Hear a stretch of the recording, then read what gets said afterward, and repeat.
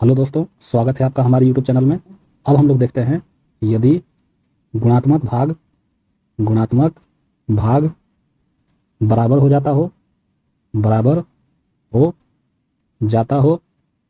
और अनुपात अनुपात अलग अलग दिया हो। तो जब भी गुणात्मक भाग बराबर बराबर हो जाए और अनुपात अलग अलग दिया हो तो इस टाइप के प्रश्न को कैसे करते हैं, उसके लिए क्वेश्चन देखते हैं। और क्वेश्चन है ए के हिस्से का 75%, बी के हिस्से का 60% के बराबर है तथा बी और सी के हिस्से का अनुपात 5:6 है। यदि कुल धनराशि 15,900 रुपया हो तो प्रत्येक का हिस्सा ज्ञात कीजिए। तो इसका हम लोग सोल्यूशन देखते हैं। अब प्रश्न का टाइप है यदि गुणात्मक भाग बराबर बराबर हो जाता हो और अनुपात अलग अलग दिया हो।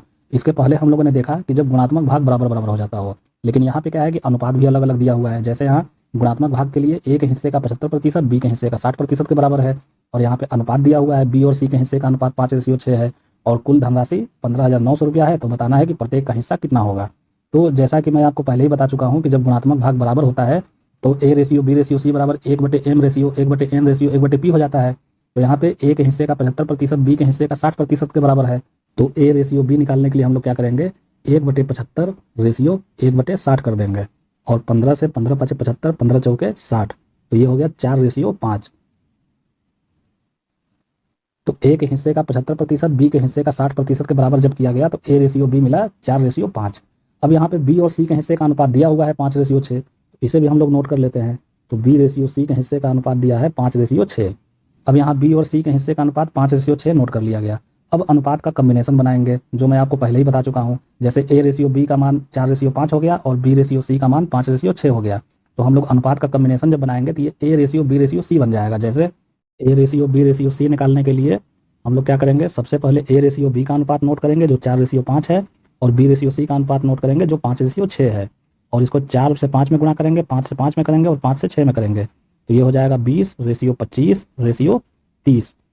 अब तीनों अनुपात 5 से विभाज्य है, तो ये हो जाएगा 5 × 4 = 20, 5 × 5 = 25, 5 × 6 = 30। तो A/B/C बराबर हो गया 4:5:6।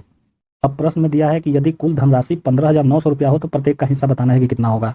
तो यहाँ पे A/B/C 4:5:6 प्राप्त हुआ। तो अगर इन तीनों अनुपात को जोड़ देंगे तो ये कुल को इंडिकेट करेगा। जैसे तीनों का योगफल हो जाएगा 4, 5, 9, 6, 15, यानी 15 जो होगा ये कुल धनराशि के बराबर हो जाएगा। तो वहाँ से हम लोग एक बराबर निकाल लेंगे। तो अनुपात का योगफल हो गया 15, जो कुल धनराशि 15,900 के बराबर हो गया। अब यहाँ से एक बराबर हम लोग निकालेंगे तो ये हो जाएगा 15,900 बटे में 15। अब 15,900 में जब 15 से भाग देंगे तो ये हो जाएगा 1,060। अब प्रत्येक का हिस्सा बताना है तो 4 × 1,060 कर देंगे, तो ये हो जाएगा 4,240 रुपया, यानी ए का हिस्सा। उसी तरह 5 × 1,060 कर देंगे तो ये हो जाएगा 5,300 रुपया, यानी बी का हिस्सा। और 6 × 1,060 कर देंगे तो ये हो जाएगा 6,360 रुपया, यानी सी का हिस्सा। तो ए का हिस्सा हो गया 4,240 रुपया, बी का हिस्सा हो गया 5,300 रुपया, और सी का हिस्सा हो गया 6,360 रुपया, और यही हो जाएगा आंसर। तो जब भी गुणात्मक भाग बराबर बराबर हो और अनुपात अलग दिया हो, जैसे यहाँ पे ए के हिस्से का 75%, बी के हिस्से का 60% के बराबर है, तो उसको 1/75 और 1/60 करके सबसे पहले A/B निकाल लेंगे। और यहाँ पे बी और सी के हिस्से का अनुपात दिया है 5:6, जो इसे हम लोग यहाँ नोट कर लेंगे। अब अनुपात का कम्बिनेशन बनाएंगे, तो A/B/C बनाने के लिए सबसे पहले A/B का मान लिखेंगे, जो यहाँ 4:5 प्राप्त हुआ है। उसके नीचे 5:6 लिखेंगे, जो यहाँ प्रश्न में दिया हुआ है। और यहाँ पे 4 का गुणा 5 में करेंगे तो 20, 5 का गुणा 5 में करेंगे तो 25, और 5 का गुणा 6 में करेंगे तो 30। और ये तीनों अनुपात 5 से विभाज्य है, तो ये हो जाएगा 5 × 4 = 20, 5 × 5 = 25, 5 × 6 = 30, यानी A/B/C बराबर हो गया 4:5:6।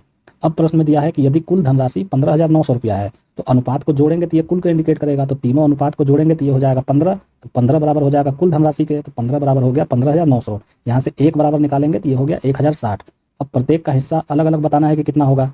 ए का हिस्सा है 4, तो 4 इंटू 1060 कर देंगे तो 4240 रुपया ए को मिल रहा है। 5 इंटू 1060 कर देंगे तो 5300 रुपया बी को मिल रहा है। और 6 इंटू 1060 कर देंगे तो 6360 रुपया सी को मिल रहा है। और यही हो जाएगा प्रत्येक का हिस्सा यानी आंसर। अब एक क्वेश्चन हम लोग और देखते हैं, और क्वेश्चन है 3900 रुपये को ए बी सी तथा डी के बीच इस प्रकार बांटा गया है कि ए का हिस्सा बटे बी का हिस्सा बराबर बी का हिस्सा बटे सी का हिस्सा बराबर सी का हिस्सा बटे डी का हिस्सा बराबर 2/3 हो तो बी का हिस्सा ज्ञात कीजिए। तो इसका हम लोग सॉल्यूशन देखते हैं। अब क्वेश्चन है 3900 रुपये को ए बी सी और डी के बीच इस प्रकार बांटा जा रहा है कि ए का हिस्सा बटे बी का हिस्सा बराबर बी का हिस्सा बटे सी का हिस्सा बराबर सी का हिस्सा बटे डी का हिस्सा बराबर 2/3 है। तो बी का हिस्सा बताना है कि कितना होगा। तो प्रश्न में सभी हिस्सा आपस में बराबर दिया हुआ है। इसका मतलब ए रेशियो बी बराबर भी 2:3 है, बी रेशियो सी बराबर भी 2:3 है और सी रेशियो डी बराबर भी 2:3 है। तो इसे हम लोग नोट करते हैं। तो ए रेशियो बी बराबर भी 2:3 दिया हुआ है, बी रेशियो सी बराबर भी 2:3 दिया हुआ है और सी रेशियो डी बराबर भी 2:3 दिया हुआ है। अब हम लोग अनुपात का कॉम्बिनेशन बनाएंगे तो ये हो जाएगा A ratio B ratio C ratio D बराबर, ए निकालने के लिए हम लोग सीधा सीधा गुणा करेंगे तो 2 × 2 × 2 बराबर हो जाएगा 8। बी निकालने के लिए 3 का गुणा 2 में करेंगे, फिर 2 का गुणा 2 में करेंगे तो ये हो जाएगा 3 दूनी 6 दूनी 12। सी निकालने के लिए 3 का गुणा 3 में करेंगे और फिर 3 का गुणा 2 में करेंगे तो ये हो जाएगा 3 × 9 दूनी 18। और सी निकालने के लिए सीधा सीधा गुणा करेंगे तो 3 × 9 = 27। तो A ratio B ratio C ratio D बराबर हो गया 8 रेशियो 12 रेशियो 18 रेशियो 27। यानी 3900 रुपये को ए बी सी डी में 8 रेशियो 12 रेशियो 18 रेशियो 27 के अनुपात में बांटा जा रहा है। तो ये बताना है कि बी का हिस्सा कितना होगा। तो जब भी अनुपात को जोड़ेंगे तो ये हमेशा कुल को इंडिकेट करेगा। तो अनुपात का योगफल कितना होगा तो ये होगा 65। तो 65 बराबर कितना हो जाएगा कुल धनराशि के। तो वहाँ से हम लोग एक का मान निकाल लेंगे। जैसे चारों अनुपात का योगफल हो गया 65 और ये बराबर हो जाएगा कुल धनराशि के। और यहाँ से एक बराबर निकाल लेंगे तो ये हो जाएगा 3900 बटे में 65 और 3900 65 से 60 बार में विभाजित हो जाएगा तो एक बराबर मिला 60। अब ये पूछा जा रहा है बी का हिस्सा कितना है, तो बी का रेशियो है 12 और 12 में हम लोग 60 से गुणा कर देंगे तो जो परिणाम मिलेगा वही आंसर हो जाएगा। यानी बी को 720 रुपया मिल रहा है। तो जब भी इस टाइप का क्वेश्चन एग्जामिनेशन में पूछे, जैसे 3900 रुपये को ए बी सी और डी में बांटा जा रहा है, तो ए बी का हिस्सा बी सी का हिस्सा सी डी का हिस्सा ये 2/3 हो जा रहा है। यानी ए रेशियो बी भी 2:3 के बराबर है, बी रेशियो सी भी 2:3 के बराबर है और सी रेशियो डी भी 2:3 के बराबर है। और जब अनुपात का कॉम्बिनेशन बनाएंगे तो ये हो जाएगा A ratio B ratio C ratio D और ये वैल्यू कितना हो जाएगा। तो ए निकालने के लिए सीधा सीधा गुणा करेंगे तो 2 का गुणा करेंगे तो ये हो जाएगा 8। बी निकालने के लिए 3 2 और 2 का गुणा करेंगे तो ये हो जाएगा 12। सी निकालने के लिए 3 3 और 2 का गुणा करेंगे तो ये हो जाएगा 18 और डी निकालने के लिए 3 3 और 3 का गुणा करेंगे तो ये हो जाएगा 27। अब A ratio B ratio C ratio D ये प्राप्त हो गया जो 8 रेशियो 12 रेशियो 18 रेशियो 27 है। और कुल धनराशि 3900 रुपये है जो इन अनुपात में बांटी जा रही है। तो सबका योगफल हो जाएगा 65 जो कुल धनराशि के बराबर हो जाएगा। यहाँ से एक बराबर निकाल लेंगे जो 60 मिला। अब बी का हिस्सा बताना है कि कितना होगा, तो 60 का गुणा 12 में कर देंगे क्योंकि बी का अनुपात 12 है। तो 12 × 60 बराबर 720 और यही हो जाएगा बी का हिस्सा। अब एक क्वेश्चन हम लोग और देखते हैं, और क्वेश्चन है एक व्यक्ति अपनी संपत्ति को अपने दो पुत्रों पत्नी एवं भाई के बीच इस प्रकार बांटता है कि आधा संपत्ति वह अपने दो पुत्रों को दे देता है। बड़ा पुत्र तथा छोटा पुत्र इसे 4:3 में बांट लेते हैं। पत्नी को वह छोटे पुत्र का छोटे पुत्र का दो गुना धन देता है यदि उसने भाई को 25,000 रुपया दिया हो तो बताइए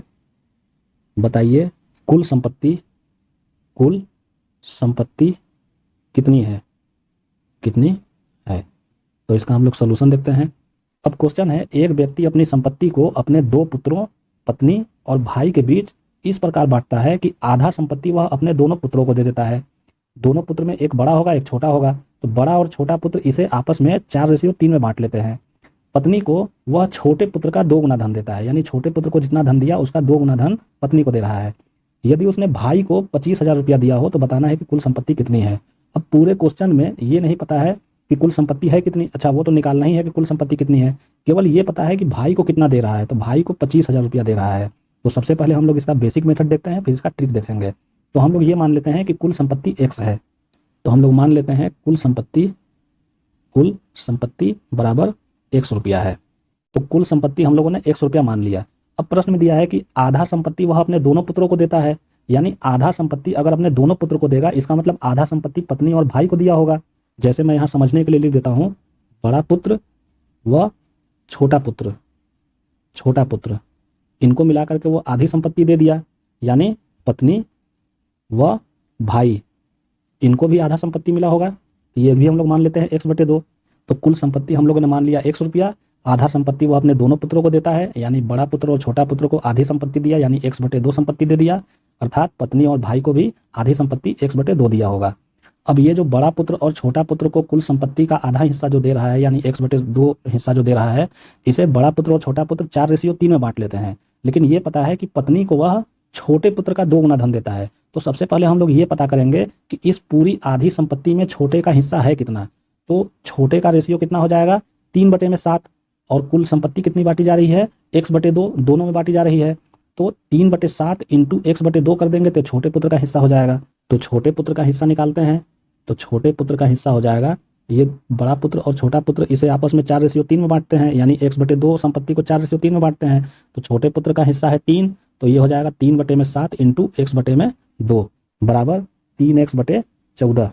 तो इस आधी संपत्ति को बड़ा पुत्र छोटा पुत्र 4:3 में बांट रहे हैं, तो छोटे पुत्र का हिस्सा कितना हो जाएगा, छोटे पुत्र का भाग है 3, तो ये हो जाएगा 3/7 इंटू ये जो संपत्ति बांटी जा रही है, तो इंटू हो जाएगा x/2, यानी 3x/14। ये छोटे पुत्र का हिस्सा ज्ञात हो गया। अब है कि पत्नी को छोटे पुत्र का 2 गुना धन देता है, तो ये जो छोटे पुत्र का जो हिस्सा है इसका 2 गुना कर देंगे तो पत्नी का हिस्सा हो जाएगा। तो पत्नी का हिस्सा कितना हो जाएगा, पत्नी का हिस्सा ये हो जाएगा छोटे पुत्र के हिस्से का 2 गुना, यानी छोटा पुत्र को 3x/14 मिल रहा है, इसका 2 गुना कर देंगे तो ये हो जाएगा पत्नी का हिस्सा। 2 से 14 7 बार में विभाजित हो जाएगा, तो ये हो गया 3x/7, यानी पत्नी का हिस्सा हो गया 3x/7। अब है, यदि उसने भाई को 25,000 रुपया दिया हो तो बताना है कि कुल संपत्ति कितनी होगी।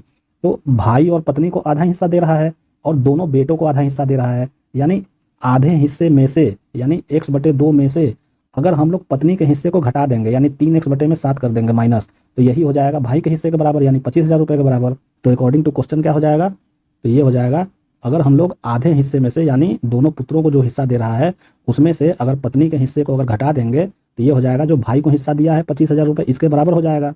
अब इसी को सॉल्व करके एक समान निकालेंगे, तो 2 और 7 का एलसीएम हो गया 14, ये हो गया 7x माइनस 6x बराबर 25,000, और x बराबर हो जाएगा 25,000 इंटू 14 बराबर 3,50,000 रुपया, और यही हो जाएगा कुल संपत्ति।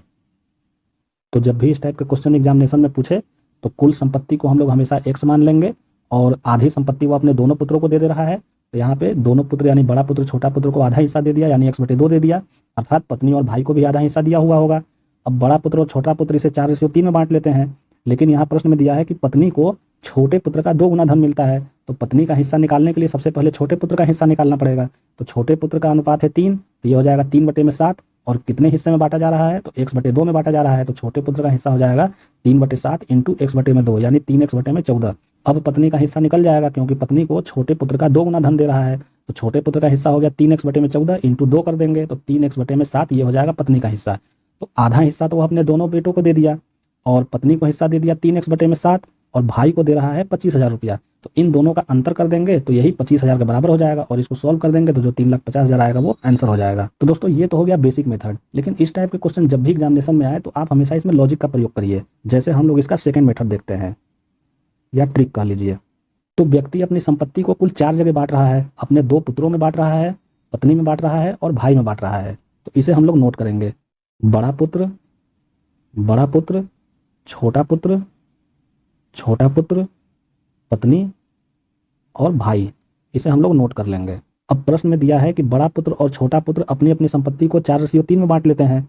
तो जैसा कि व्यक्ति अपनी संपत्ति को कुल 4 जगह बांट रहा है, बड़े पुत्र में, छोटे पुत्र में, पत्नी में और भाई में, तो बड़ा पुत्र और छोटा पुत्र इसे 4:3 में बांट ले रहे हैं। अब यहाँ पे दिया है कि पत्नी को छोटे पुत्र का 2 गुना धन प्राप्त होता है। तो छोटे पुत्र का रेशियो कितना है 3, यानी पत्नी को वह 6 भाग दे रहा होगा, तभी 2 गुना हुआ, तो पत्नी का हिस्सा हो गया 6। अब भाई का हिस्सा कितना होगा, तो यहीं पे लॉजिक का प्रयोग करना है आपको। जैसे यहाँ पे दिया है कि आधी संपत्ति वो अपने दोनों पुत्रों को देता है, तो आधी संपत्ति वो अपने दोनों पुत्रों को देता है तो वो आपस में कितना रेशियो में बांट रहे हैं, 4:3 में। तो हम लोग ये मान लेंगे कि उस व्यक्ति की काल्पनिक संपत्ति कितनी है, 7 यानी 7। अर्थात ये जो 7 है आधी संपत्ति, वो पत्नी और भाई को भी मिलाकर के 7 ही संपत्ति दिया होगा, यानी 7 संपत्ति दिया होगा। तो पत्नी को तो छोटे पुत्र का 2 गुना धन प्राप्त हुआ, तो इसका तो हिस्सा हो गया 6। अब भाई का कितना होगा, तो इसका हम लोग कर देंगे 6:1। तो इसका मतलब ये हुआ कि बड़ा पुत्र और छोटा पुत्र आपस में 4:3 में बांट रहे हैं, यानी 7 हिस्से को बांट रहे हैं, और पत्नी और भाई आपस में भी 7 हिस्से को बांट रहे हैं, क्योंकि यहाँ पर प्रश्न में दिया है कि वह अपने दोनों पुत्रों को आधा संपत्ति दे रहा है। तो आधा संपत्ति हो गया 7 इधर और आधा संपत्ति हो गया 7 इधर।